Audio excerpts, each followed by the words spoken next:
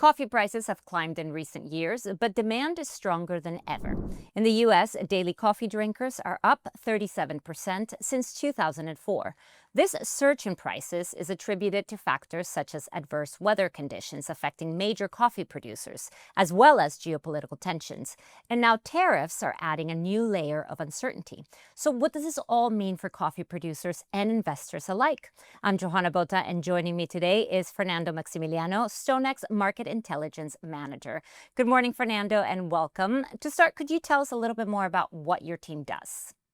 Thank you very much, Johanna. It's a pleasure to be here with you. So basically, I'm the coffee market intelligence manager in Brazil, and me and my team, we are responsible for all the coffee analysis reports and estimates that comes out of Brazil for coffee. And we know the responsibility we have since Brazil is the largest coffee producer in the world, the largest coffee exporter, and some people don't realize, but Brazil is also the second largest coffee consumer, so we have a huge production and we have a huge industry down here.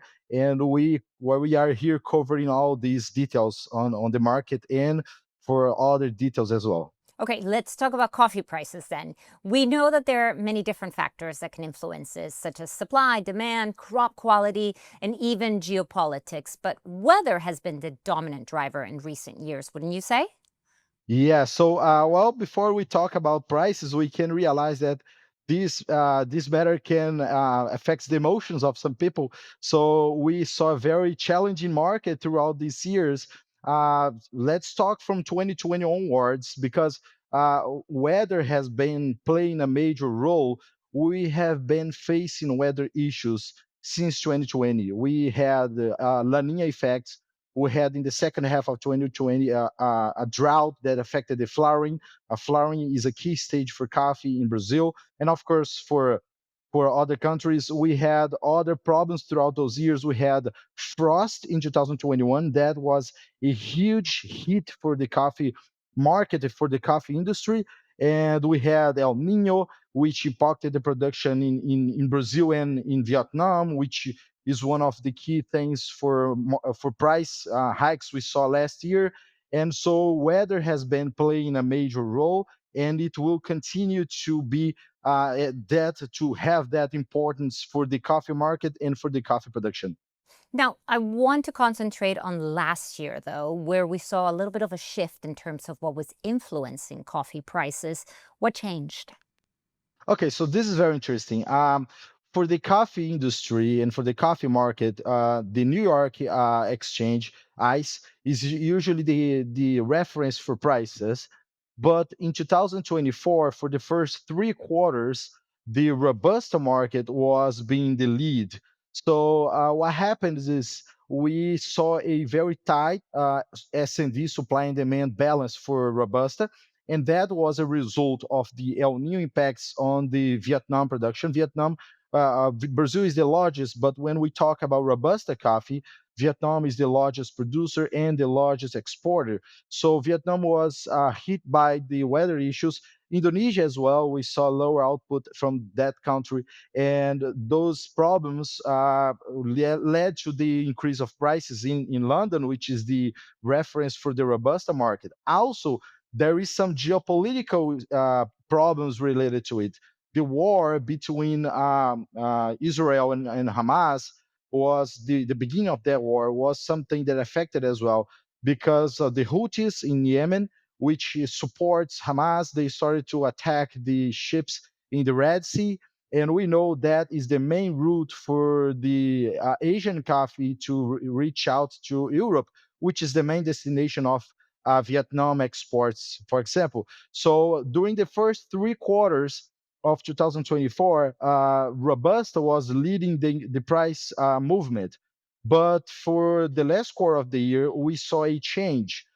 Basically, it's the weather again coming into the game. So until the end of July, we kind of had an optimistical view of the Brazilian production for 25. So until July, we had in the first half of the year we had good rainfall volumes for Brazil, and during the June and July, we didn't have any frost, so we were kind of optimistic. But then it starts August, and we had a small frost, but we did have a polar mass that came over Brazil in the first week of August, and then we had a series of weather issues, drought. We even had fire in São Paulo, for example. So that problem, that those weather issues affected the flowering we had in Brazil, and then the Arabica market started to take the lead again, as we were already expecting the output for Brazil in the Arabica side to be lower. And also important to mention, here in Brazil, with all the analysis we perform, one of the key things is the coffee crop estimates. We have a team that goes into the field. And as we always say, we are boots in the ground, and we are indeed boots in the ground.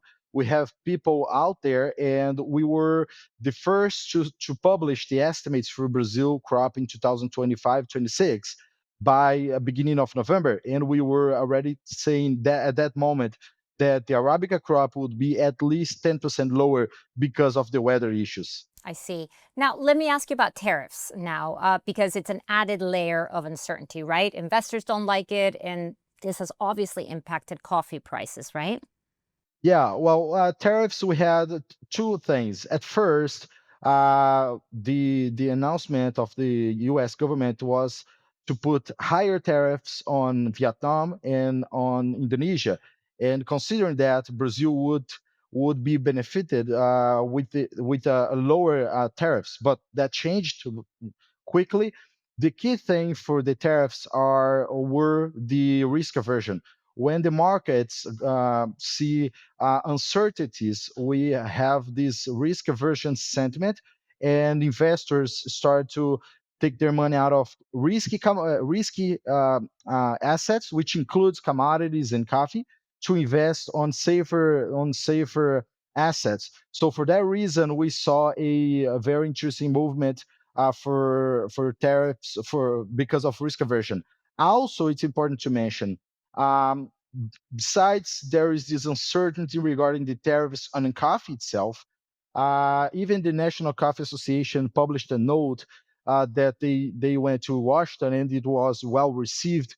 Their concerns, because well, the idea of the tariffs is to protect the domestic industry, but the United States does not produce any coffee, so it doesn't make sense to put tariffs on coffee that is imported. And also, those tariffs would hurt the industry in the United States. So for that reason, there are uncertainties whether these tariffs would be placed or not for coffee imports. I think it's fair to say uncertainty is the word so far for 2025. Thank you, Fernando, and thank you for watching. For more financial content like this, don't forget to like and subscribe to our channel.